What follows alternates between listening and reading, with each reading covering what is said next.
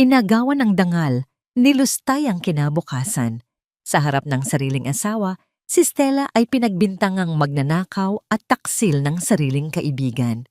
Habang hila-hila ang maleta sa ilalim ng ulan, narinig niya ang tawa ng ahas na si Rachel sa loob ng kalsada ng kanilang tahanan. Ngunit may isang lihim na hindi nila alam. Ang luhang pumatak sa kalsada ay magiging mitya ng kanilang pagguho. Sino ang tunay na kakampi? Pirmahan mo na ang mga papeles na yan, Stella. Huwag mo nang hintayin. Nakaladkarin ka pa ng mga pulis palabas ng bahay na ito dahil sa pagnanakaw mo sa pera ng asawa mo. Ang boses ni Rachel ay parang talim ng balisong na humiwa sa katahimikan ng silid. Malamig, matalas, at walang bahid ng pag-aalinlangan. Sa harap ni Stella, nakalapag ang mga dokumento ng diborsyo at isang demandang sadyang binuo upang wasakin ang kanyang pagkatao. Sa mga sandaling iyon, bahagyang nanginig ang mga kamay ni Stella. Hawak niya ang isang tray kung saan nakapatong ang isang baso ng mainit na tsaa na may pinitpit na luya at pulot. Buong hapon niya itong inihanda dahil narinig niyang inuubo si Mark, ang kanyang asawa. Ngunit ang init ng baso ay hindi sapat upang pawiin ang nanunuot na ginaw sa loob ng kanyang dibdib. Ang bawat patak ng pawis sa kanyang noo ay tila naging yelo nang makita niya ang mga larawang nakakalat sa mesa, mga pekeng ebidensya ng kanyang pagtataksil na alam niyang gawa-gawa lamang ng babaeng itinuring niyang matalik na kaibigan. Dahan-dahang binitiwan ni Stella ang tray sa maliit na lamesa sa gilid. Ang tunog ng pagdait ng seramika sa kahoy ay tila isang babala ng paparating na pagguho. Tumingin siya kay Mark na nakatayo malapit sa bintana, nakatalikod at tila ayaw masilayan ang kanyang mukha. Mark, asawa ko, ang boses ni Stella ay halos isang pabulong na pagsusumamo. Alam mong hindi ko magagawa iyan. Ang pera sa kaban natin ni isang kusing ay hindi ko ginalaw nang wala kang alam. At ang mga larawang iyan, Mark, tignan mo ako. Alam mong ikaw lang ang mahal ko. Ngunit nanatiling bato si Mark, walang imik. Ang kanyang katahimikan ay mas masakit pa kaysa sa anumang sampal na matatanggap ni Stella. Muling humakbang palapit si Rachel. Ang kanyang mukha ay bakas ng isang mapaglarong tagumpay. Huwag ka nang magmalinis, Stella. Nakita ni Mark ang lahat. Ang lahat ng luho mo, ang lahat ng pakikipagkita mo sa ibang lalaki habang siya ay nagtatrabaho. Tapos na ang laro mo. At tungkol sa batang yan, sa sinapupunan mo, itinuro ni Rachel ang 5 buwang tiyan ni Stella nang may pandidiri. Sino ang makakasiguro kung kay Mark nga yan? Baka pati ang sanggol na yan ay isa ring nakaw na bunga ng iyong kalaswaan. Tila tumigil ang pag-ikot ng mundo ni Stella. Ang kanyang paningin ay nagdilim at ang kanyang pandinig ay napuno ng isang nakabibinging ugong. Ang hapdi sa kanyang puso ay lumipat sa kanyang buong katawan, na tila babawat himaymay ng kanyang kalamnan ay pinupunit ng walang awa. Napakapit siya sa kanyang tiyan, naramdaman ang marahang sipa ng sanggol na tila ba nakikiramay sa kanyang paghihirap. Isang matinding pait ang lumunod sa kanyang lalamunan, ang lalaking pinangakuan niya ng habambuhay, ang lalaking pinagsilbihan niya ng may buong katapatan, ay hinahayaan lang ang ibang tao na bastusin ang kanyang dangal at ang kanilang hindi pa isinisilang na anak. Laya si Stella. Sa wakas, ay nagsalita si Mark, ngunit hindi siya lumingon.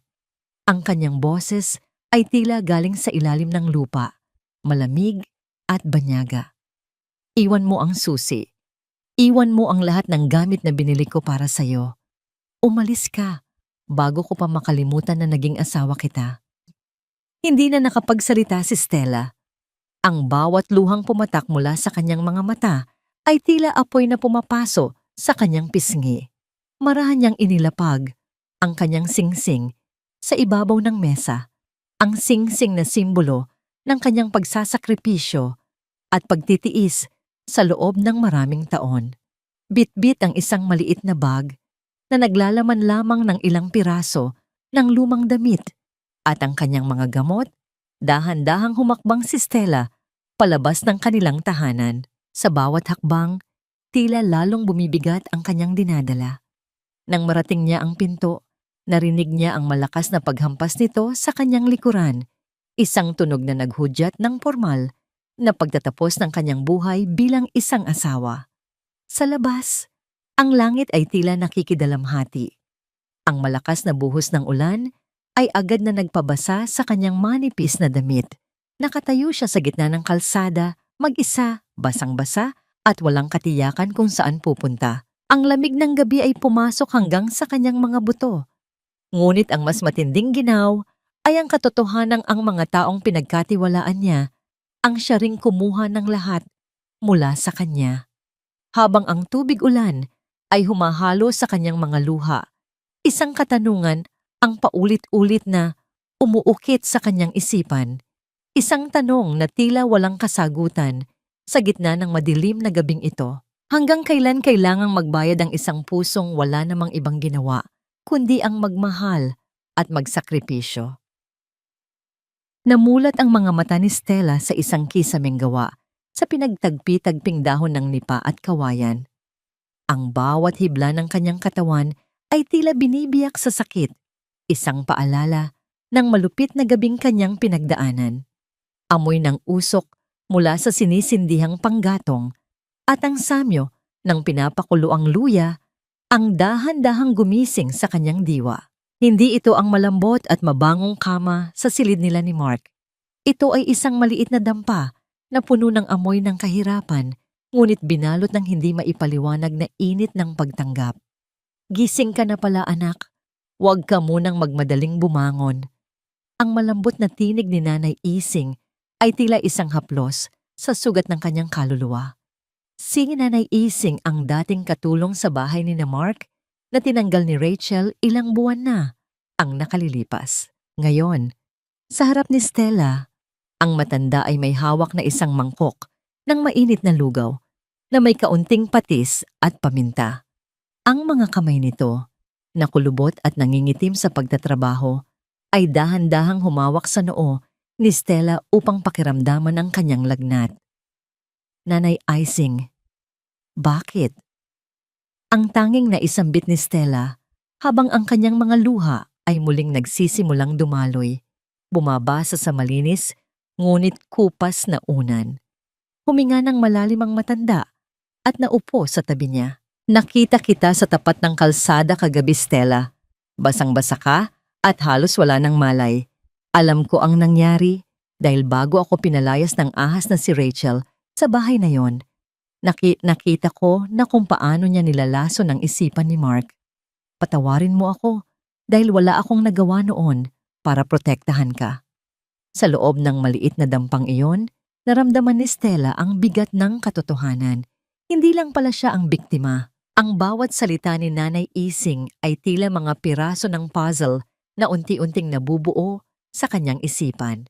Si Rachel, ang babaeng itinuring niyang kapatid, ay matagal na palang naghahasik ng kasamaan upang angkinin ang lahat ng sa kanya.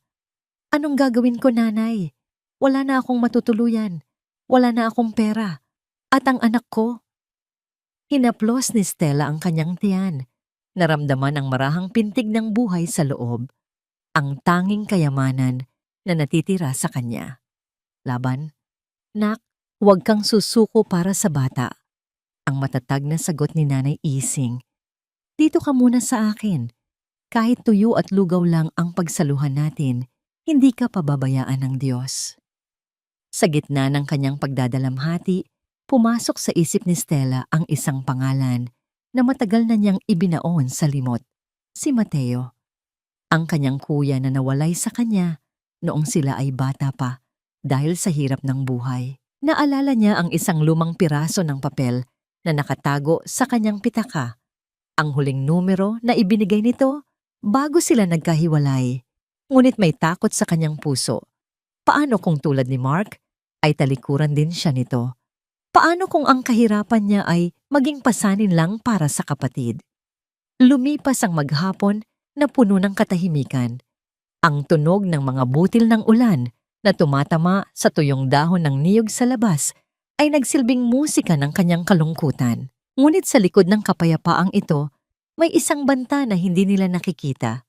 Sa kabilang dako ng kalsada, malayo sa dampa ni Nanay Izing, isang itim na sasakyan ang kanina pa nakaparada. Ang mga bintana nito ay madilim. Hindi masisilip kung sino ang nasa loob. Ang sasakyang yon ay tila isang anino na nagmamasid sa bawat galaw sa loob ng maliit na dampa. Isang tahimik na presensya na nagdadala ng pangamba. Hating gabi na nang biglang maputol ang katahimikan. Isang serye ng malalakas na katok sa pintong kawayan ang gumulantang sa kanilang dalawa. Ang bawat hampas sa pinto ay tila isang kulog na nagpabilis sa tibok ng puso ni Stella. "Sino yan?" tanong ni Nanay Izing na may halong kaba sa boses. Walang sumagot. Ngunit ang katok ay lalong bumilis at bumigat.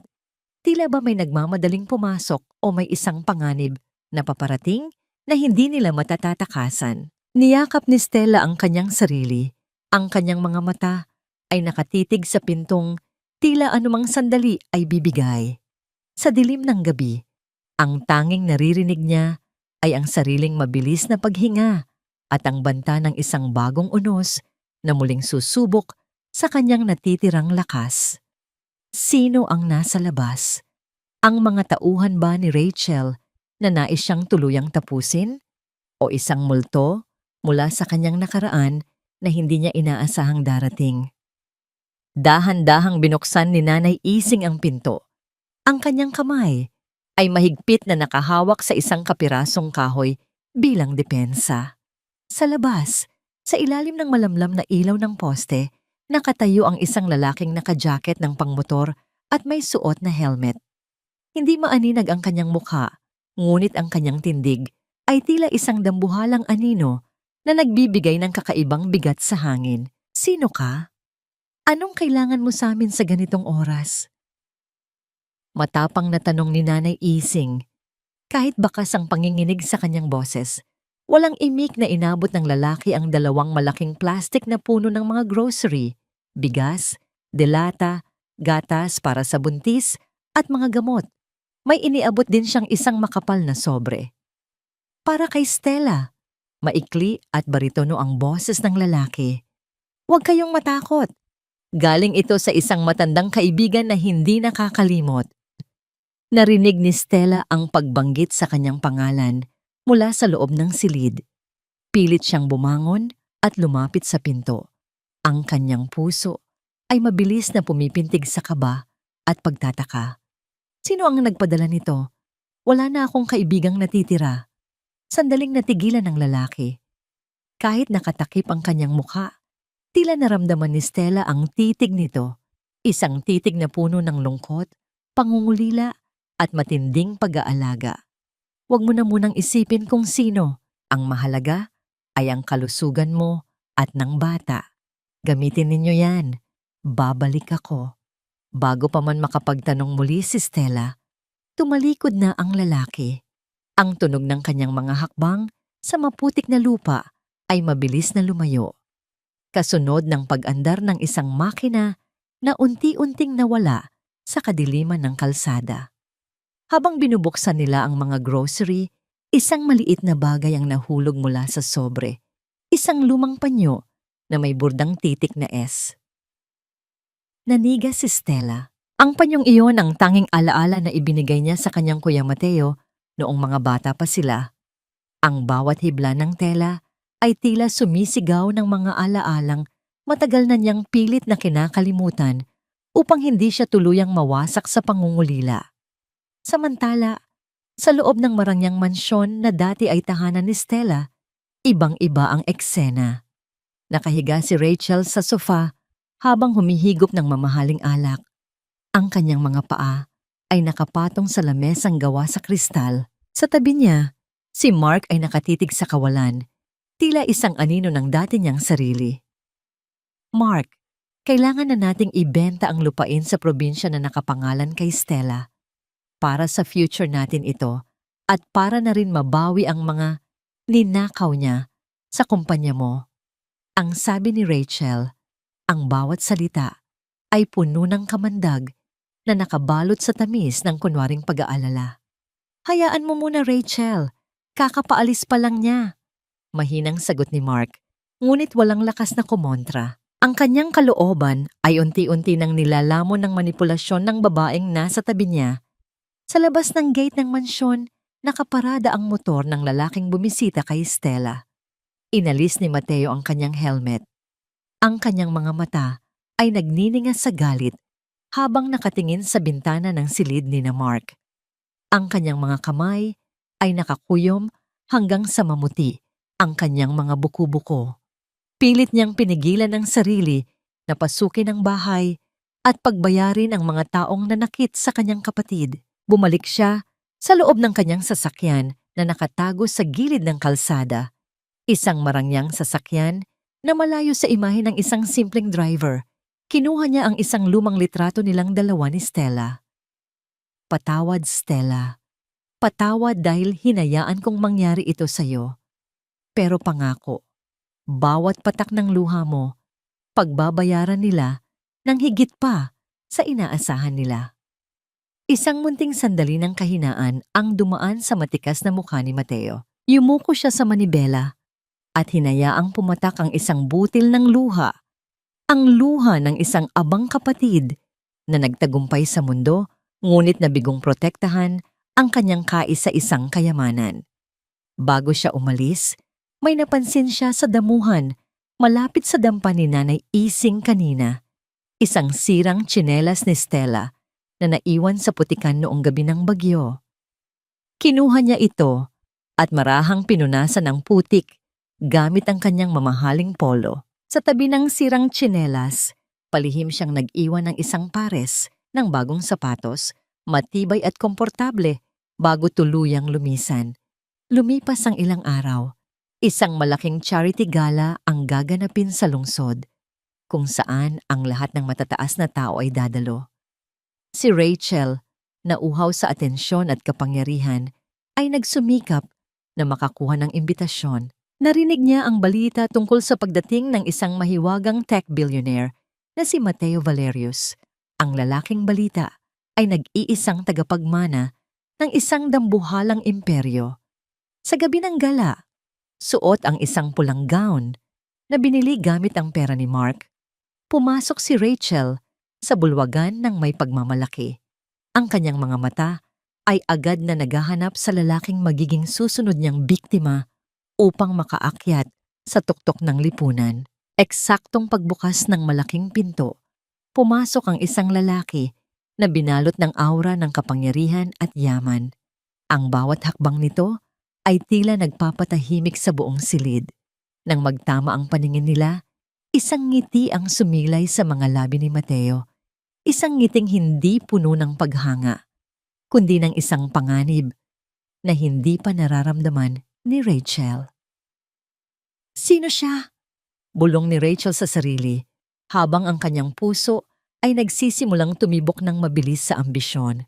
Hindi niya alam, ang lalaking balak niyang akitin ay ang mismong taong magiging mitya ng kanyang kamatayan sa mundong kanyang pilit na inaangkin. Sa loob ng malawak na sala ng mansyon, nakatingin si Rachel kay Mark nang may halong pandidiri na itinatago niya sa likod ng isang pilit na ngiti. Si Mark ay nakaupo sa tapat ng kanyang laptop, magulo ang buhok at tila ilang gabi nang hindi nakakatulog ng maayos. Ang dating matikas na lalaki ay unti-unti nang nagiging anino ng pag-aalinlangan at pagsisisi.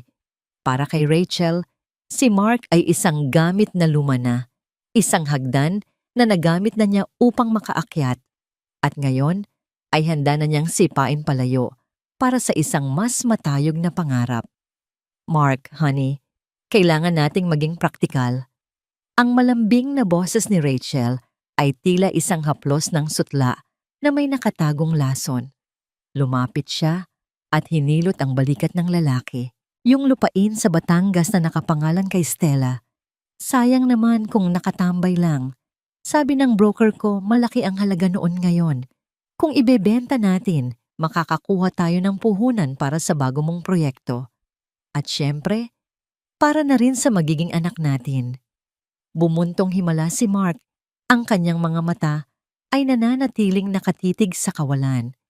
Pero Rachel, Pamana iyon ng mga magulang ni Stella. Iyon na lang ang natitira sa kanya. At ninakawan kanya, di ba? Mabilis na sabat ni Rachel. Ang kanyang tono ay biglang naging matigas. Huwag mong kalimutan ang ginawa niya sa atin, Mark. Ang lupang iyon ay maliit na kabayaran lang sa lahat ng sakit na ibinigay niya sa iyo.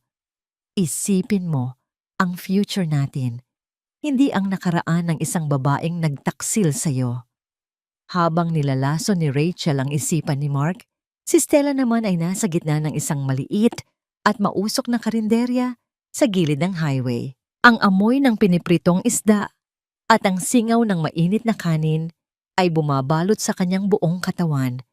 Masakit ang kanyang likod at namamaga ang kanyang mga paa dahil sa buong araw na pagtayo at paghahain sa mga customer, ngunit tinitiis niya ang lahat. Bawat barya na natatanggap niya bilang tip ay maingat niyang inilalagay sa isang maliit na alkansya. Para ito sa panganganak niya, para sa batang tila nagbibigay sa kanya ng dahilan upang gumising tuwing umaga sa kabila ng lahat ng dagok. Sa isang sulok ng karinderya, napansin ni Stella ang isang batang lansangan na matagal nang nakatingin sa mga pagkaing nakahain. Ang bata ay madungis at halatang ilang araw nang hindi kumakain ng maayos. Kahit na pagod at limitado ang kinikita, kumuha si Stella ng isang plato ng kanin at ulam. "Heto, kumain ka muna," ang mahinang sabi ni Stella habang iniaabot ang pagkain sa bata. Isang maliit na ngiti ang sumilay sa kanyang labi nang makita ang kislap sa mga mata nito. Sa kabila ng sarili niyang kahirapan, naramdaman ni Stella ang isang uri ng kayamanan na hindi kailanman maiintindihan ni Rachel. Ang kayamanan ng isang pusong marunong magbigay kahit wala na itong itatira para sa sarili. Hindi alam ni Stella na mula sa isang madilim na sulok ng parking lot, pinapanood siya ni Mateo. Nakasandal ang billionaire sa kanyang sasakyan. Ang kanyang puso ay nadudurog sa bawat pawis na pumapatak mula sa noo ng kanyang kapatid. Gusto niyang tumakbo, yakapin ito at dalhin sa isang lugar na walang hirap at gutom. Ngunit alam ni Mateo ang karakter ni Stella. Kailangan nitong matutunang tumayo sa sariling mga paa upang hindi na muling mabiktima ng mga mapagsamantala. Ang kanyang tulong ay dapat dahan-dahan, parang isang aninong nagbibigay ng proteksyon nang hindi nakikita. Bumalik ang eksena kay Rachel na ngayon ay abala. Sa harap ng salamin, naglalagay siya ng mamahaling kolorete sa mukha. Naghahanda para sa isang business meeting na siya mismo ang gumawa ng paraan upang mangyari. Isang mensahe ang pumasok sa kanyang cellphone mula sa isang hindi kilalang numero. "The chairman is interested in meeting a potential business partner from your sector. Dinner at 8 p.m. Azure Restaurant. Table for 2. Tumalo ng puso ni Rachel sa tuwa. Naniniwala siya na ito na ang simula ng kanyang pagtakas mula sa maliit na buhay kasama si Mark. Inakala niya na ang kanyang kagandahan at talino ang nakakuha ng atensyon ng misteryosong billionaire na si Mateo Valerius. Hindi niya alam, ang bawat hakbang na ginagawa niya ay bahagi ng isang mas malaking disenyo. Ang dinner na ito ay hindi isang pintuan patungo sa kayamanan, kundi ang unang hakbang patungo sa isang bitag na siya mismo ang naglagay ng paing. Habang sinusuot ni Rachel ang kanyang pinakamahal na sapatos, muling narinig ang tunog ng ulan sa labas. Ngunit sa pagkakataong ito, ang ulan ay hindi na nakakalungkot para kay Stella. Ito ay tila isang paglilinis sa kanyang nakaraan. Isang malaking katanungan ang naiwan sa hangin habang naghahanda si Rachel para sa kanyang tagumpay. Ano ang gagawin na niya kapag nalaman niyang ang lalaking balak niyang akitin ay ang mismong kapatid ng babaeng pinalayas niya sa ilalim ng ulan? Ang gabi ay tila nagiging mas madilim at sa Azure Restaurant, ang bawat lamesa ay nakahanda na para sa isang laro ng hustisya at paghihiganti. Ang ganda ng tanawin dito, hindi ba, Mr. Valerius? Parang ang buong mundo ay nasa ilalim lang ng ating mga paa. Ang boses ni Rachel ay parang himig ng isang sirena, puno ng pangkukulam, habang tinitignan niya ang mga ilaw ng lungsod mula sa itaas ng Azure Restaurant. Bahagya niyang inikot ang kanyang baso ng mamahaling alak. Ang pulang likido ay tila sumasalamin sa kanyang nag-aapoy na ambisyon. Sa tapat niya, si Mateo ay nakaupo ng may tuwid na likod. Ang bawat galaw ay bakas ng isang tunay na hari. Ang kanyang muka ay isang pader ng misteryo na hindi matibag-tibag. Ang mundo ay madaling maangkin, Miss Rachel. Ang tanong ay kung kaya mo bang panindigan ang bigat ng korona kapag nasa iyo na ito. Isang malanding tawa ang pinakawalan ni Rachel. Sanay ako sa mabibigat na hamon. Sa katunayan, pakiramdam ko ay mas karapat-dapat ako sa ganitong buhay kaysa sa kinalalagyan ko ngayon. May mga tao kasing sadyang hindi marunong magpahalaga sa swerteng nasa harap na nila. Ang tinutukoy niya ay si Mark, na sa isip niya ay isa na lamang lumang basahan na handa na niyang itapon sa oras na makuha niya ang loob ng bilyonaryong nasa harap niya. Habang nagpapakitang gilas si Rachel sa karangyaan, sa kabilang panig ng lungsod, ang mundo ni Stella ay unti-unti nang dumidilim. Ang ingay ng mga electric fan sa karinderya at ang sigaw ng mga nagmamadaling customer ay tila nagiging malayo sa kanyang pandinig. Ang bawat hakbang niya ay parang paglakad sa ibabaw ng nagbabagang uling. Ang kanyang paningin ay nagsisimulang umikot at ang mga mukha ng mga tao sa paligid ay nagiging malabong mga anino. "Stella, okay ka lang ba? Ang putla mo na." Narinig niyang tawag ng kanyang kasamaan sa trabaho, ngunit tila nanggagaling ito sa ilalim ng tubig. Pilit nang ngumiti si Stella. Hawak ang isang mabigat na tray ng mga maruming pinggan. "Okay lang ako. Medyo napagod lang." Ngunit sa loob-loob niya, naramdaman niya ang isang matinding kurot sa kanyang puson, isang babala na ang kanyang katawan ay hindi na kaya ang pasaning ibinigay niya rito. Sa isang iglap, ang mundo ay biglang tumagilid. Ang tray na hawak niya ay dumulaas mula sa kanyang mga kamay. Ang tunog ng pagkakabasag ng mga pinggan sa sementong sahig ay tila isang malakas na hudyat ng kanyang pagbagsak. Tuluyan nang nawala ang lakas sa kanyang mga binti. At ang huling naramdaman niya ay ang lamig ng sahig bago siya tuluyang nilamon ng kadiliman. Sa gitna ng pakikipag-usap ni Mateo kay Rachel, biglang nag-vibrate ang kanyang cellphone sa ibabaw ng mesa. Ang kanyang mga mata ay agad na tumalim nang mabasa ang maikling mensahe mula sa kanyang tauhan na nagbabantay kay Stella.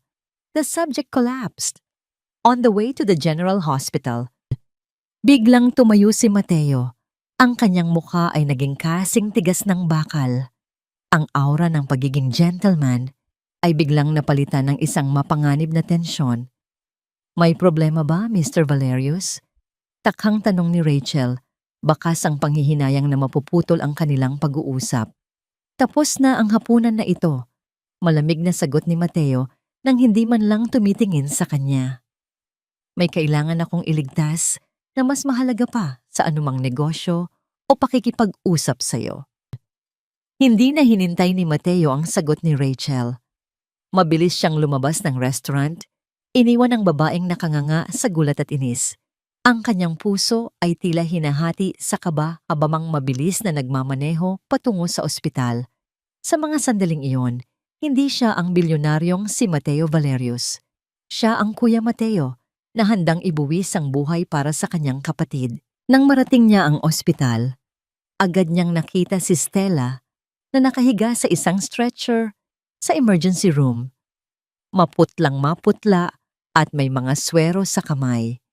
Ang kanyang puso ay nanikip sa sakit nang makita ang kalagayan ng kapatid. Marahan niyang hinawakan ang malamig na kamay ni Stella. Ang kanyang mga mata ay nagbababala ng isang tahimik na panunumpa ng paghihiganti. Ngunit sa gitna ng kanyang pagbabantay, isang pamilyar na boses ang naririnig niya mula sa pinto ng emergency room. "Nasaan si Stella?"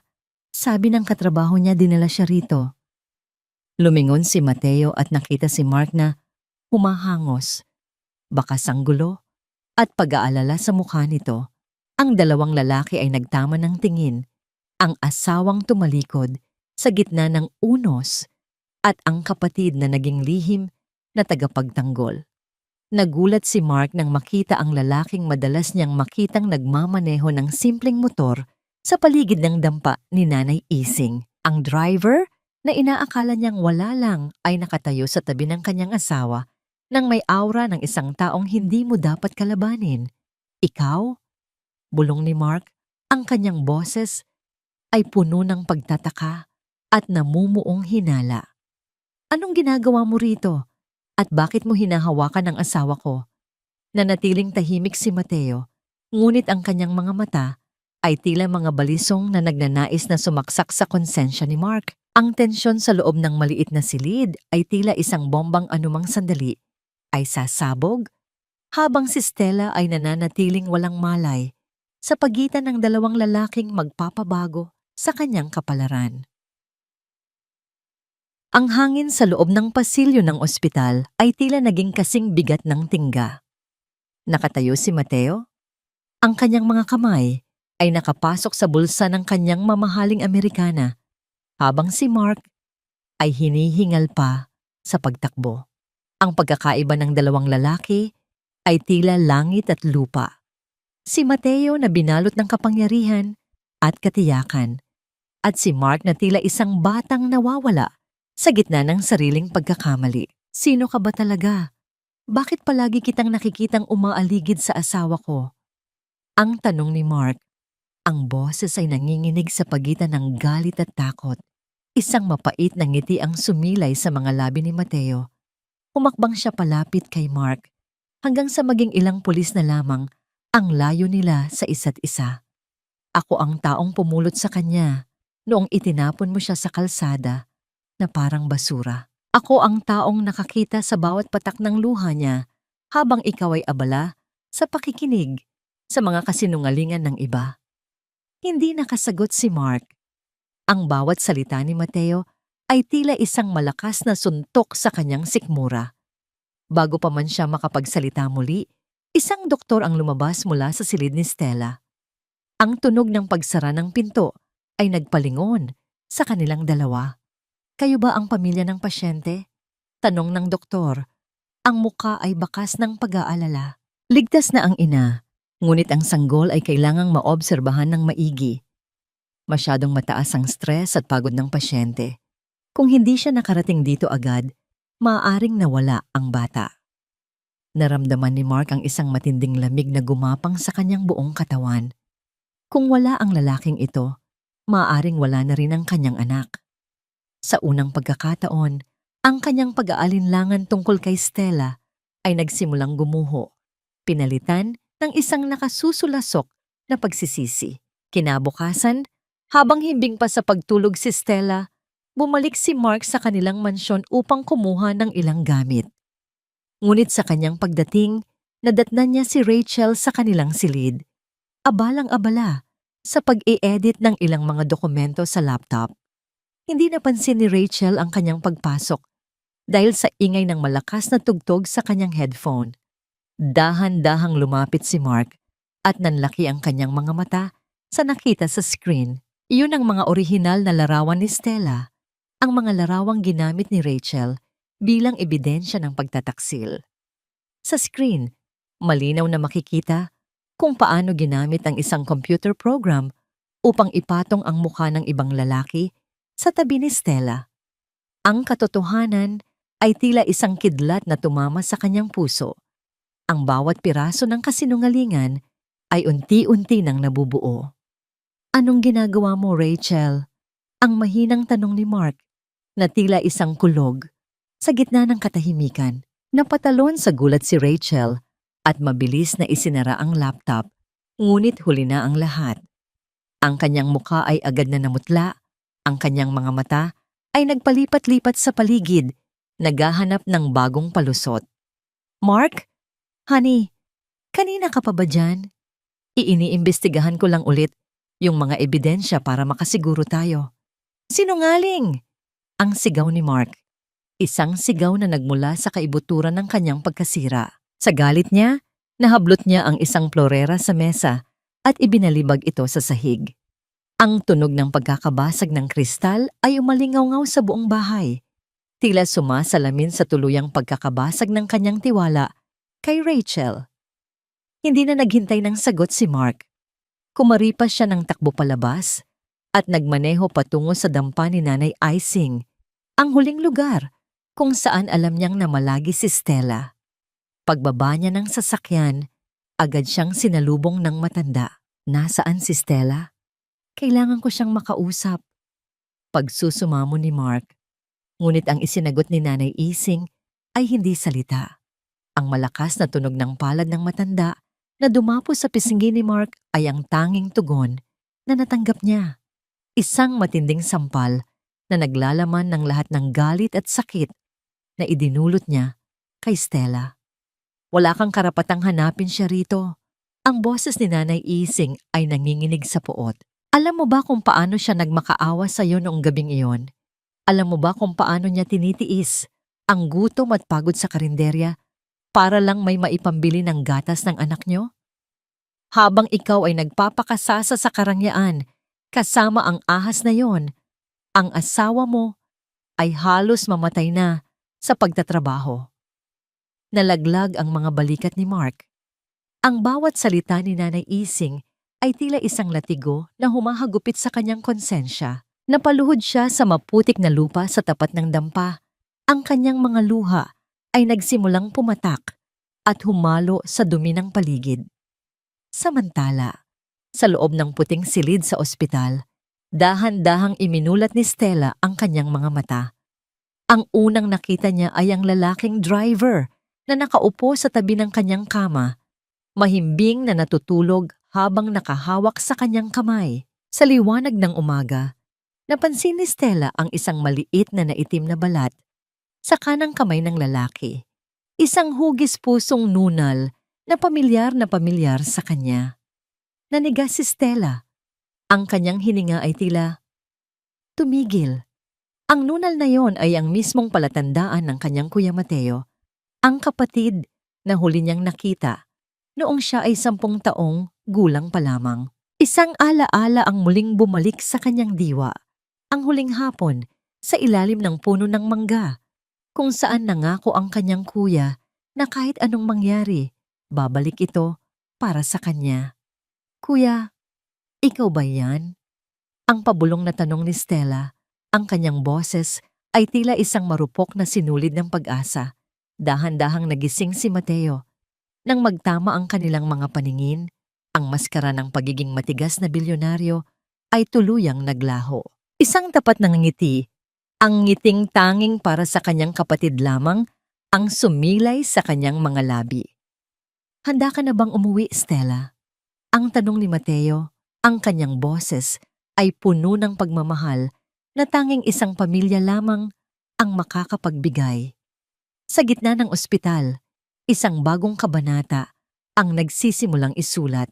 Isang kabanata ng muling pagtatagpo. Habang sa labas, ang dilim ng paghihiganti ay unti-unti nang bumabalot sa kapalaran ni na Rachel at Mark. Tila tumigil ang oras sa loob ng maputing silid ng pang-ospital habang magkahawak ang kamay ng magkapatid. Ang bawat luhang pumatak mula sa mga mata ni Stella ay tila paglilinis sa mga taon ng hirap at pangungulila. Sa harap niya, ang kanyang Kuya Mateo ay hindi na ang batang laging madungis ang mukha dahil sa pagtatrabaho sa palengke.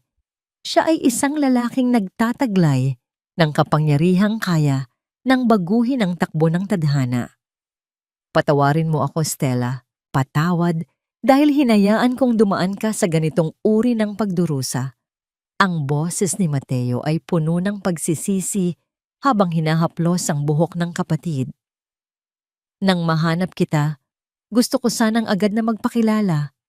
Pero natakot ako na baka ang yaman ko lang ang maging dahilan ng iyong kaligtasan.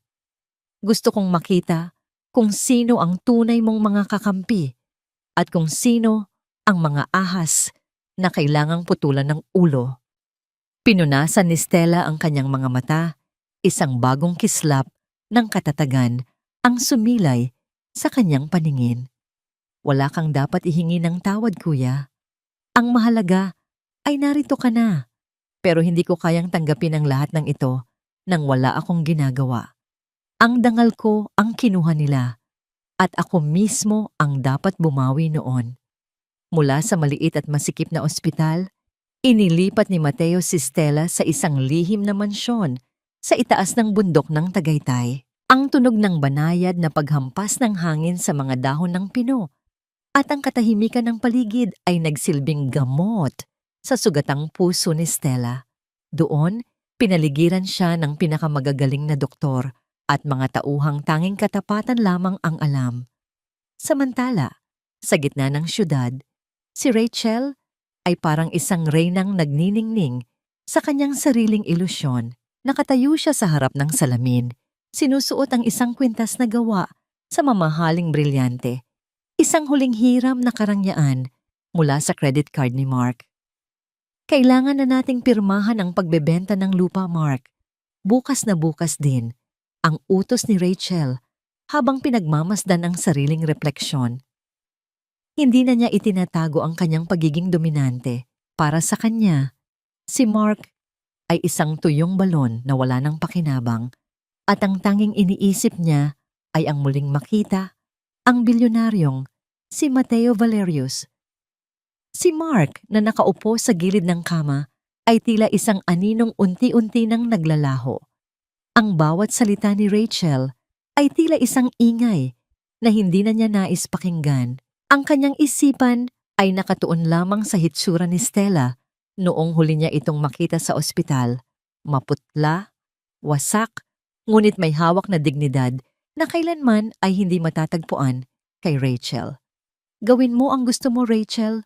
Mahinang sagot ni Mark, isang sagot na puno ng pagkatalo, ngunit may nakatagong plano. Pirmahan mo ang lahat ng gusto mong pirmahan. Lingid sa kaalaman ni Rachel, ang bawat dokumentong inihahanda niya ay lihim ng minomonitor ng mga tauhan ni Mateo. Ang kanyang ambisyon ay nagsisilbing hukay na siya mismo ang naghuhukay ng malalim. Sa mansyon sa Tagaytay, dahan-dahang tumayo si Stella mula sa kanyang pagkakahiga. Lumapit siya sa malaking bintana kung saan tanaw ang bulkang Taal. Ang kanyang mukha, na dati ay puno ng takot at pag-aalinlangan, ay naging kasing linis at kasing tigas ng marmol. Isinuot niya ang isang eleganteng puting bestido, ang kulay ng pagsisimula at kalinisan. Handa na ang lahat, Stella. Ang sabi ni Mateo habang pumapasok sa silid. May dala siyang isang asul na folder na naglalaman ng mga ebidensyang wawasak sa mundo ni Rachel. Bukas, magaganap ang unang pagdinig para sa inyong lihon. Handa ka na bang harapin sila? Tumingin si Stella sa kanyang refleksyon sa bintana. Ang kanyang kamay ay marahang nakapatay sa kanyang tiyan, kung saan nararamdaman niya ang malakas na pintig ng kanyang anak. Ang bata ay tila nagbibigay sa kanya ng lakas na hindi niya inakalang taglay niya. Hindi lang lihon ang kukunin ko sa kanila, kuya. Ang malamig na sagot ni Stella. Kukunin ko ang lahat ng kinuha nila sa akin. Ang aking pangalan, ang aking kapayapaan, at ang bawat gabing iniyak ko sa ilalim ng ulan. Kinabukasan, ang gabi ay puno ng tawanan sa mansyon ni Mark. Nagdaos si Rachel ng isang munting salo-salo para sa kanyang mga kaibigan. Ipinagyayabang ang tagumpay sa pagbebenta ng lupain. Ang tunog ng mga basong nagtatama at ang masayang tugtog ay pumuno sa bulwagan. Ngunit sa gitna ng katuwaan, ang malakas na tunog ng pagbukas ng gate ay nagpalingon sa lahat. Ang tunog ng mga sapatos na naglalakad sa marmol na sahig ay tila isang martsa ng paparating na hatol. Pumasok ang isang matatandang lalaki na nakabarong, ang abogado ni Mateo. Kasunod ang ilang mga lalaking nakauniporme ng korte. Ang bawat panauhin ay natahimik, ang musika ay biglang pinatay, at ang hangin sa loob ng mansyon ay biglang naging kasing lamig ng yelo. Miss Rachel Lopez at Mr. Mark Salvador, ang tanong ng abogado sa gitna ng katahimikan. May dala kaming kautusan mula sa korte, isang temporary restraining order at ang formal na paghahain ng kasong lihon at civil damages. Nalaglag ang basong hawak ni Rachel. Ang pulang alak ay kumalat sa kanyang puting gown, na tila ba isang mantsa na kailanman ay hindi na mabubura. Ang bawat mata sa loob ng silid ay nakatuon sa kanya, hindi na nang may paghanga, kundi may pagtatanong at panghuhusga. Mula sa dilim sa labas ng pinto, isang figura ang dahan-dahang lumitaw. Ang bawat hakbang ni Stella ay tila isang deklarasyon ng digmaan. Nakatayo siya doon, nagniningning sa ilalim ng ilaw ng chandelier, hindi na bilang isang biktima, kundi bilang isang reynang handa ng bawiin ang kanyang kaharian. Ang akala niyo ba ay tapos na ang lahat? Ang tanong ni Stella. Ang kanyang boses ay umalingaw-ngaw sa bawat sulok ng mansyon, na tila isang sumpa na ngayon ay nagkakatotoo. Ang babaeng yan, Your Honor, ay hindi lamang isang magnanakaw, kundi isang taksil na asawa na walang ibang hangad, kundi ang limasin ang pinaghirapang yaman ng aking kliyente. Ang boses ng abogado ni Rachel ay umalingaw-ngaw sa loob ng malamig na silid ng korte, tila isang lason na dahan-dahang kumakalat sa hangin. Sa bawat salitang lumalabas sa bibig nito, ang mga tao sa gallery ay nagsimulang magbulungan. Ang kanilang mga mata ay puno ng panghuhusga na nakatuon sa isang direksyon, kay Stella. Sa gitna ng tensyon, nakaupo si Stella ng tuwid. Ang kanyang mga kamay ay magkadikit sa ibabaw ng kanyang kandungan. Ang kanyang puting bestido ay tila nagbibigay ng sariling liwanag sa gitna ng madilim na silid. Sa loob-loob niya, naramdaman niya ang isang matinding kurot sa kanyang lalamunan. Ang tuyot na pakiramdam ng isang taong nais sumigaw, ngunit pinipili ang manahimik. Ang bawat kasinungalingang binibitaw ng kabilang panig ay tila mga karayom na tumutusok sa kanyang balat, ngunit hindi siya kumukurap. Ang kanyang paningin ay nananatiling nakatitig sa krusipiho sa dingding, habang ang kanyang puso ay mabilis na tumitibok, tila isang ibon na pilit kumakawala sa hawla. Sa kabilang panig ng lamesa, si Rachel ay nakaupo ng may pagmamalaki. Suot niya ang isang itim na terno na tila ba siya ang nagluluksa, ngunit ang kanyang mga labi ay may nakatagong na ngiti ng tagumpay. Tuwing titingin siya kay Stella, ang kanyang mga mata ay nagniningning sa galit at pangkukutya. Sa tabi niya, si Mark ay nakayuko. Ang kanyang mga kamay ay nakakuyom hanggang sa mamuti ang kanyang mga buko-buko. Hindi niya magawang tumingin sa asawa dahil ang bawat sulyap ay tila isang paalala ng kanyang sariling kahinaan. Your Honor, patuloy ng abogado ni Rachel, habang inilalapag ang mga pekeng larawan sa harap ng hukom. Heto ang mga ebidensya ng kanyang pakikipagtagpo sa ibang lalaki habang ang aking kliyente ay nagpapakahirap sa trabaho. Isang malinaw na paglabag sa kabanalan ng kasal. Naramdaman ni Stella ang paghinto ng kanyang hininga. Ang mga larawang iyon, ang mga piraso ng kasinungalingan na sumira sa kanyang buhay, ay muling ibinibida sa harap ng lahat. Ang sakit ay hindi na lamang sa puso. Naramdaman niya ang pangangatog ng kanyang mga tuhod at ang panlalamig ng kanyang mga daliri. Ang bawat bulong sa paligid ay tila isang malakas na sampal na nagpapamukha sa kanya ng isang kasalanang hindi niya kailanman ginawa. Ngunit sa gitna ng kanyang pagguho, naramdaman niya ang isang matatag na presensya sa likuran niya. Sa unang row ng gallery, nakaupo si Mateo. Ang kanyang mga mata ay nakatitig ng diretso kay Stella, puno ng lakas at katiyakan. Walang imik ang kanyang kuya, ngunit ang bawat tingin nito ay tila nagsasabing, "Huwag kang matakot, nandito ako." Tumayo ang abogado ni Stella, isang matandang lalaki na may mahinahong boses, ngunit may talim ang bawat salita. Your Honor, hinihiling namin ang isang masusing pagsusuri sa mga ebidensyang ito. Mayroon kaming dahilan upang maniwala na ang mga larawang ito ay sadyang minanipula upang sirain ang dangal ng aking kliyente. Isang malakas na singhap ang narinig sa loob ng korte.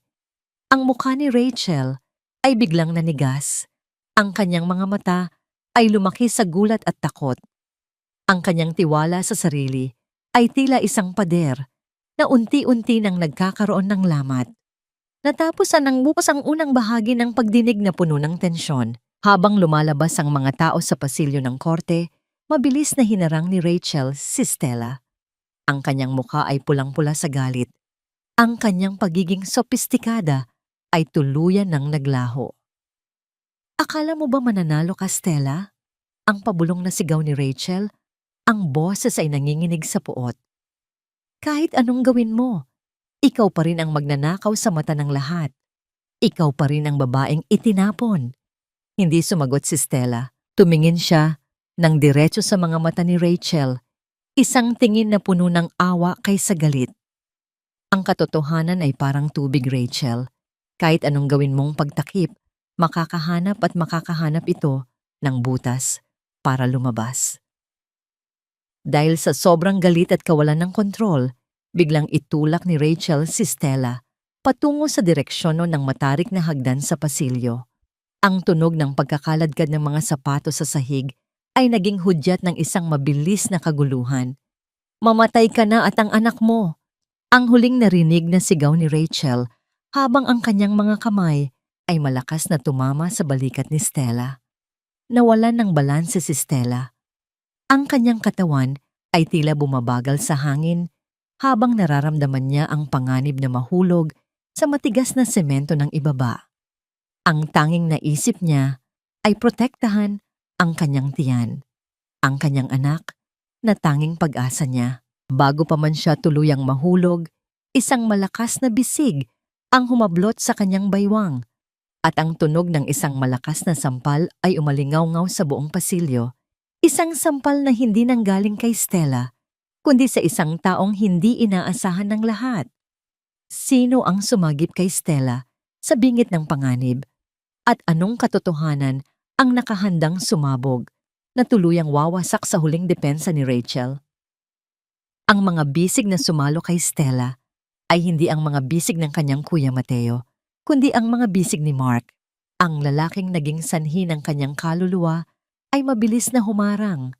Ang kanyang katawan ay naging isang pader sa pagitan ni Stella at ng matarik na hagdan. Ang tunog ng malakas na sampal na umalingaw-ngaw sa pasilyo ay nanggaling sa palad ni Mark na dumapo sa pisngi ni Rachel, isang sampal na puno ng puot, pagsisisi at ang gising na katotohanan. Tama na, Rachel. Ang sigaw ni Mark, ang kanyang boses ay nanginginig sa galit. Huwag mo nang ituloy ang kabaliwang ito. Napatulala si Rachel, ang kanyang buhok ay nagulo at ang kanyang mga mata ay nanlilisik sa gulat.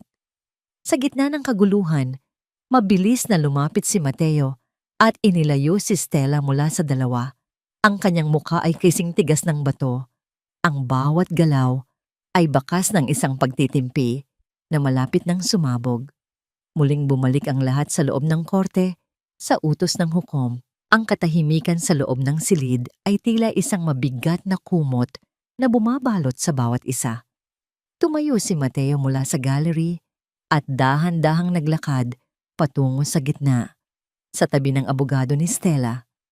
Sa pagkakataong ito, hindi na siya ang lalaking naka-jacket ng pangmotor. Suot niya ang isang pasadyang Amerikana na nagkakahalaga ng libu-libong dolyar.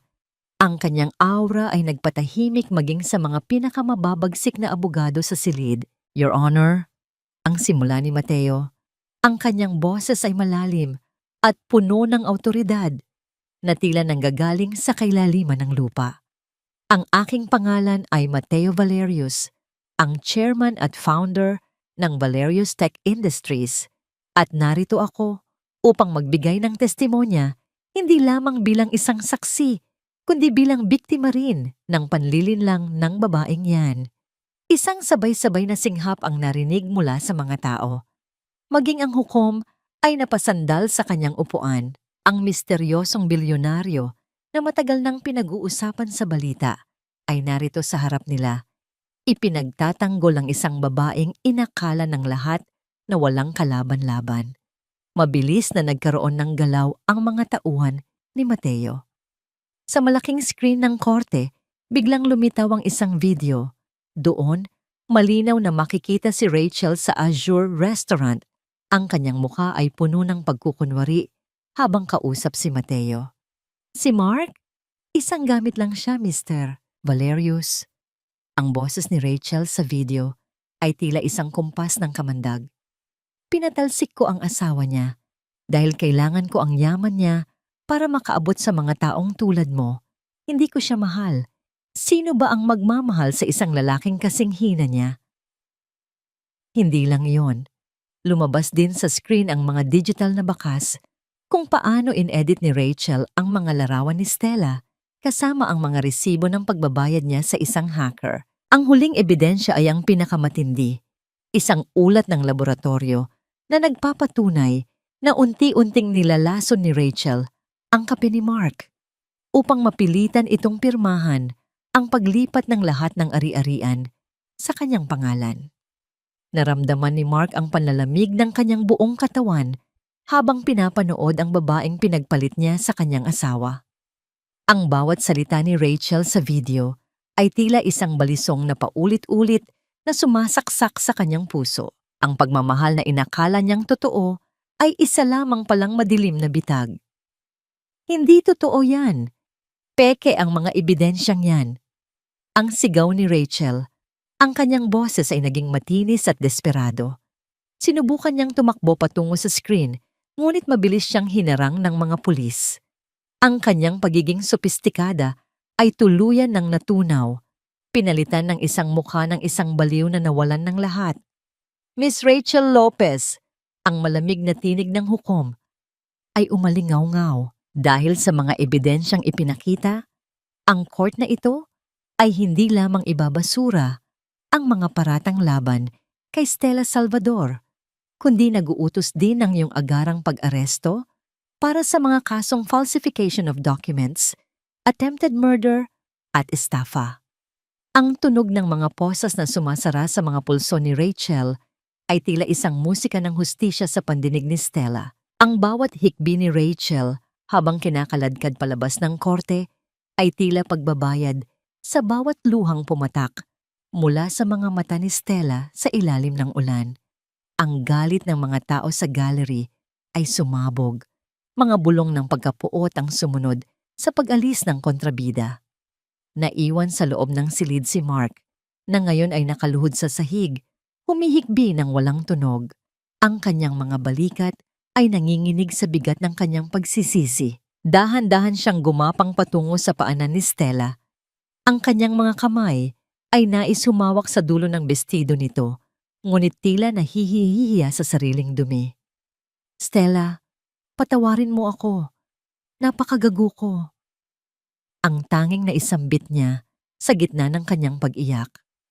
Tumingin si Stella sa lalaking dati niyang minahal ng buong buhay. Ang kanyang puso ay wala ng galit, ngunit wala na ring natitirang pag-ibig. Ang tanging nararamdaman niya ay isang malalim na katahimikan.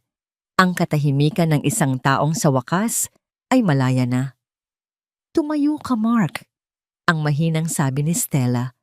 Ang kanyang boses ay hindi nanginginig. Ang patawad ay hindi ibinibigay sa pamamagitan ng pagluhod. Ibinibigay ito ng panahon. Pero sa ngayon, ang kailangan ko ay ang kapayapaan para sa anak ko. Lumapit si Mateo at inakbayan ng kanyang kapatid. Sabay silang naglakad palabas ng korte. Iniwan ang isang lalaking wasak at isang nakaraang puno ng sakit. Sa labas, ang sikat ng araw ay tila isang mainit na yakap na bumabati sa muling pagsilang ni Stella. Ang hangin ay amoy kalayaan at ang bawat hakbang niya sa semento ay tila isang deklarasyon na ang reyna ay sa wakas ay nakauwi na. Hindi sapat ang salitang patawad para punan ang mga lamat sa isang basong nabasag na. Ngunit ang bawat piraso nito ay maaari pang buuin para maging isang bagong sining. Ang mga salitang ito ay dahan-dahang isinulat ni Stella sa kanyang diary habang siya ay nakaupo sa beranda ng isang bagong bahay sa tabi ng dagat. Lumipas ang ilang buwan mula nang gumuho ang mundo nina Rachel at Mark sa loob ng court. Ang tunog ng banayad na alon na humahaplos sa dalampasigan ay tila isang oyayi na nagpapatulog sa mga alaala ng sakit at pait. Ang hangin ay amoy asin at kalayaan, isang bango na malayo sa amoy ng lason at panlilinlangagma na dati niyang kinagisnan. Sa loob ng selda, si Rachel ay unti-unti nang nilalamon ng sarili niyang kadiliman.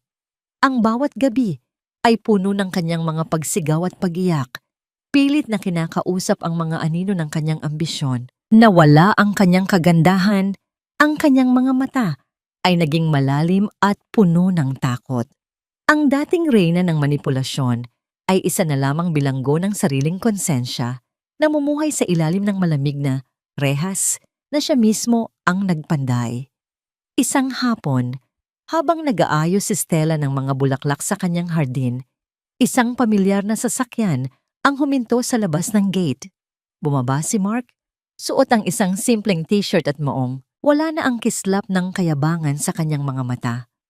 Ang natira ay ang bakas ng isang lalaking dumaan sa matinding pagsisisi. May dala siyang isang maliit na asul na sapatos para sa sanggol at isang buke ng puting liryo. Stella, ang tawag niya. Ang boses ay nanginginig at puno ng pag-aalinlangan.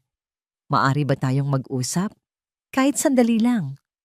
Huminto si Stella sa kanyang ginagawa, ngunit hindi siya lumapit sa gate. Kung tungkol ito sa bata, Mark, alam mong hindi ko siya ipagkakait sa'yo.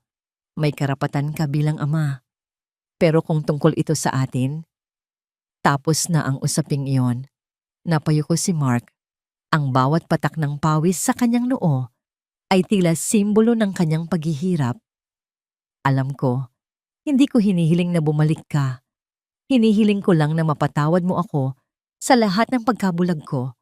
Ang makita kang ganito na nakatayo sa sarili mong mga paa ay sapat na para malaman kong wala na akong puwang sa buhay mo. Gusto ko lang maging isang mas mabuting tao para sa anak natin. Tumingin si Stella sa malayo, sa abot tanaw, kung saan nagtatagpo ang langit at dagat. Pinatawad na kita, Mark. Hindi dahil karapat-dapat ka, kundi dahil karapat-dapat ako sa kapayapaan. Ang galit ay isang lason na hindi ko na gustong itago sa puso ko. Pero ang pagpapatawad ay hindi nangangahulugan ng pagbabalik sa dati. Ang Stella na kilala mo ay namatay na noong gabing itinapon mo siya sa ulan. Dahan-dahang inilapag ni Mark ang mga bulaklak sa tapat ng gate at tumalikod. Ang bawat hakbang niya palayo ay tila isang pagkilala na ang pagkakataong binaliwala niya ay hinding-hindi na muling babalik. Nang hapon ding iyon, dumating si Mateo kasama si Nanay Ising. Isang malaking sorpresa ang dala nila, ang titulo ng isang bagong bahay at lupa na nakapangalan kay Nanay Ising. Ang matanda ay napaiyak sa tuwa. Ang kanyang mga kamay ay nanginginig habang hinahawakan ng dokumento. Ang utang na loob ni Stella ay tuluyan ng nabayaran ng higit pa sa inaasahan ng sinuman. Kuya, salamat, ang pabulong na sabi ni Stella habang nakasandal ang kanyang ulo sa balikat ni Mateo. Wala iyon, Stella. Ang makita kang nakangiti ng totoo, ang pinakamalaking tagumpay ko. Ang sagot ni Mateo. Ang kanyang boses ay puno ng pagmamalaki. Ang huling sikat ng araw ay nagbigay ng kulay ginto sa paligid. Hinaplos ni Stella ang kanyang malaking tiyan. Nararamdaman ang malakas na sipa ng kanyang anak. Ang bata ay tila excited na masilayan ang mundong ito. Isang mundong hindi na puno ng kasinungalingan, kundi ng pag-ibig at katotohanan. Sinimulan ni Stella ang kanyang foundation para sa mga kababaihang biktima ng pang-aabuso. Sa bawat babaeng natutulungan niya, tila ba unti-unti ring naghihilom ang sarili niyang mga sugat. Ang kanyang buhay ay naging isang inspirasyon, isang patunay na ang isang pusong nasira ay maaari pang maging mas matibay kaysa dati. Habang naglalakad ang magkapatid patungo sa dalampasigan, isang maliit na bata ang tumatakbo sa malayo. Hinahabol ang mga ibon. Sa isip ni Stella, nakikita na niya ang kanyang anak na ganoon din kasaya at kalaya. Handa ka na ba para sa susunod na kabanata, Stella? Tanong ni Mateo habang nakatanaw sa malawak na dagat. Isang matamis at payapang ngiti ang sumilay sa mga labi ni Stella. Handa na kuya. Wala nang takot, wala nang pag-aalinlangan. Dahil alam kong kahit gaano pa kalakas ang bagyo, palaging may umagang darating. Ang tunog ng kanilang mga tawa ay humalo sa himig ng mga alon. Isang magandang simula para sa isang buhay na dumaan sa apoy, ngunit lumabas na kasing nagniningning ng ginto. 2 tangabihineng ito na nanamudahan na ng mabilis na lumipas, tila mga butil ng buhangin na tinangay ng banayad na agos ng dagat. Ang bawat paghampas ng alon sa pampang ay tila isang marahang haplos na nagbubura sa mga bakas ng nakaraan, mga bakas ng luhang pumatak sa ulan, ng mga gabing puno ng pangamba, at ng bawat tinik ng pagtataksil na minsang bumaon sa puso ni Stella. Sa ilalim ng nagniningning na kulay kahil na langit ng madaling araw, nakatayo si Stella sa dalampasigan. Ang kanyang puting bestido ay sumasayaw sa ihip ng preskong hangin. Wala na ang bakas ng pamumutla at takot sa kanyang mukha. Ang kanyang balat ay nagniningning sa kalusugan at ang kanyang mga mata ay nagtataglay ng isang uri ng liwanag na tanging niyang mga taong nakaligtas sa matinding unos ang mayroon. Mama, tignan mo mama, ang ganda ng kabibe. Ang malutong na tinig ng isang 2 taong gulang na batang lalaki ang bumasag sa katahimikan. Si Gabriel. Tumatakbo ang bata patungo sa kanya. Ang maliliit na paa nito ay bumabaon sa basang buhangin. Bit-bit ang isang maliit at makulay na VOC. Paglapit ng bata, binuhat siya ni Stella at hinalikan sa pisngi. Ang amoy ng bata, amoy ng gatas at kawalang malay, ang pinakamabangong pabango na kailanman ay nalanghap ni Stella. Si Gabriel ang kanyang himala, ang kanyang lakas, at ang buhay na patunay na ang pag-ibig ay kayang magluwal ng kagandahan mula sa gitna ng kapighatian, mula sa malayo. Nakasandal si Mateo sa isang puno ng niyog, pinagmamasdan ng kanyang kapatid at pamangkin ng may malawak na ngiti. Ang kanyang tungkulin bilang tagapagtanggol ay hindi natapos sa korte. Hanggang ngayon, tinitiyak niya na ang bawat pangangailangan ni Stella ay natutugunan. Ngunit alam niyang hindi na kailangan ni Stella ang kanyang yaman para maging masaya. Ang tunay na yaman ni Stella ay ang kapayapaang nahanap niya sa loob ng sarili. Kuya, halika na rito. Ang sarap ng tubig!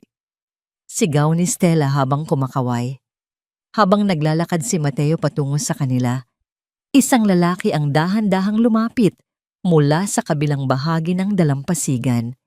Si Dr. Julian, ang doktor na tumulong kay Stella noong gabi ng kanyang panganganak at nanatiling kaibigan sa loob ng 2 taon. May dalang 2 baso ng sariwang buko juice ang doktor. Ang kanyang mga mata ay nakatuon kay Stella ng may paghanga at respeto. Good morning, Stella. Mukhang masigla ang ating munting captain ngayong umaga. Ang sabi ni Julian sa isang malambot na tinig. Ngumiti si Stella, isang ngiti na may bahid ng bagong pag-asa. Good morning, Julian. Oo, tila mas malakas pa ang energy niya kaysa sa alon. Ang kanilang mga mata ay nagtagpo at sa sandaling iyon, tila may isang pangakong hindi kailangang bigkasin. Hindi nagmamadali si Stella. Natutunan niya na ang puso ay parang hardin. Kailangan muna itong linisin mula sa mga tuyong dahon bago magtanim ng bagong bulaklak. At sa unang pagkakataon, nararamdaman niyang handa na siyang hayaan ang isang tao na muling humawak sa kanyang kamay. Malayo sa paraisong ito, sa loob ng malamig na pader ng kulungan, ang pangalang Rachel Lopez ay isa na lamang numero. Wala nang nakakaalala sa kanya, wala nang bumibisita. Ang kanyang mundo ay naging kasing sikip ng kanyang selda, habang si Mark naman ay patuloy na bumabawi sa pamamagitan ng pagpapadala ng sustento at pagbisita kay Gabriel tuwing linggo. Kahit na alam niyang ang pinto ng puso ni Stella ay tuluyan ng nakasara para sa kanya bilang asawa. Tinanggap ni Mark ang kanyang karma ang maging ama mula sa malayo, ang maging saksi sa kaligayahan ng babaeng hindi niya pinahalagahan noon. Hinarap ni Stella ang dagat at huminga ng malalim. Sa kanyang isip, muling nagbalik ang tanong, nasaan ang tunay na hustisya? Ngayon ay alam na niya ang sagot. Ang hustisya ay hindi lamang ang pagpapakulong sa masama. Ang tunay na hustisya ay ang kakayahang bumangon mula sa pagkakadapa. Ang matutong magpatawad hindi dahil nakalimutan mo ang sakit, kundi dahil ayaw mo nang maging bilanggo nito. Ang hustisya ay ang paghahanap ng bagong kanta sa gitna ng katahimikan. Pinatawad na niya ang lahat, at higit sa lahat, pinatawad na niya ang sarili. Natutunan niyang ang kanyang kahinaan noon ay hindi naging kapintasan, kundi naging pataba, upang lumago ang kanyang tapang ngayon. Sa huling sulyap sa abot-tanaw, kung saan ang araw ay tuluyan ng sumikat at nagbigay ng liwanag sa buong mundo, itinaas ni Stella si Gabriel sa hangin. Ang tawa ng bata ay umalingaw-ngaw, humahalo sa himig ng kalikasan. Tignan mo, Gabriel, bulong ni Stella habang nakatingin sa nagniningning na dagat. Palaging may bagong umaga. At sa pagkakataong ito, tayo naman ang susulat ng sarili nating kwento. Ang bawat hakbang nila sa buhangin ay nagiiwan ng marka, mga markang hindi na mabubura ng ulan, kundi dahan-dahang itatago ng panahon bilang bahagi ng isang magandang alaala. Ang kwento ni Stella ay hindi na kwento ng isang biktima, kundi isang awit ng tagumpay, isang paalala sa bawat nanay, bawat babae, at bawat pusong nasugatan na sa dulo ng bawat bagyo may isang dalampasigang naghihintay, puno ng pag-asa, pagmamahal, at kapayapaan.